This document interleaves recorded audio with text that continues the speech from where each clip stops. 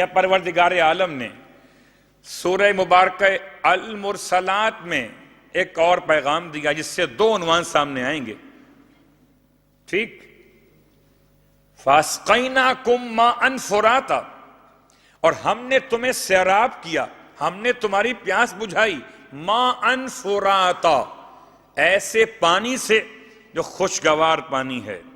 چلو تلاش کریں پورے قرآن میں، آپ کو نہیں ملے گا کسی اور پانی کے بارے میں کوئی لفظ مگر فرات کا لفظ ملے گا۔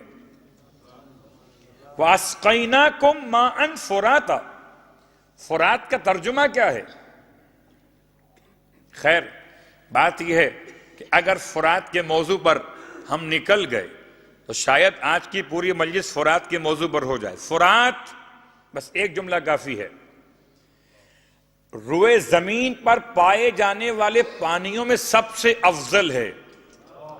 زمزم بھی زمزم نہ ہوتا اگر کعبے سے نکلنے والے 4 نہریں اس میں شامل نہ ہوتی۔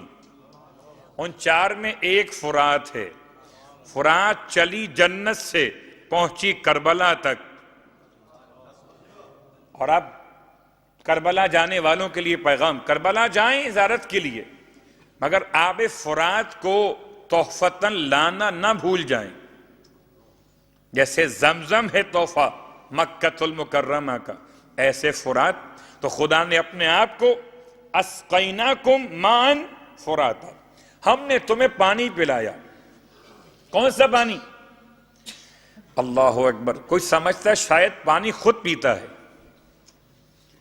اگر جو سمجھتا ہے کہ پانی خود پیتا ہے تو چلو ایک لمحے کے لیے میرے پاس یہ بھرا ہوا گلاس پانی کا ہے، اگر خدا مجھ سے پیاس سلب کر لے،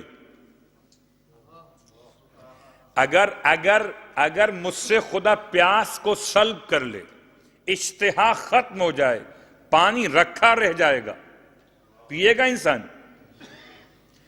چلو پیاس ہے، لیکن ایسی پیاس تاریخ میں حصہ بن گئی، جتنا پانی پلائے جاؤ، جتنا پانی پلائے جاؤ۔ یہ کربلا کے واقعات میں ہے، سرکار سید الشہداء کی ایک ہلکی سی بددعا کا اثر، اور سرکار ختمیہ مرتبت کے واقعات میں ہے، جتنا کھانا کھائے جائے۔ تو پیٹ کا مارا ہوا رسول کے زمانے کا اور پیاس کا مارا ہوا حسین کے زمانے کا۔ ٹھیک، صلوات پڑھ لیں محمد و آل محمد۔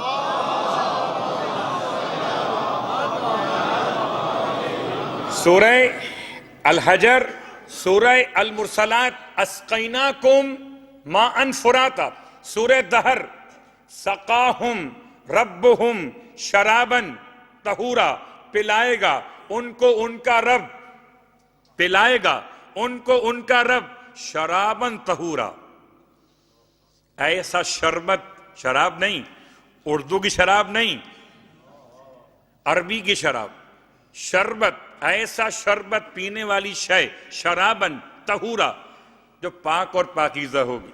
تو خدا یہاں بھی سقائیت کرتا ہے اور وہاں بھی پلائے گا۔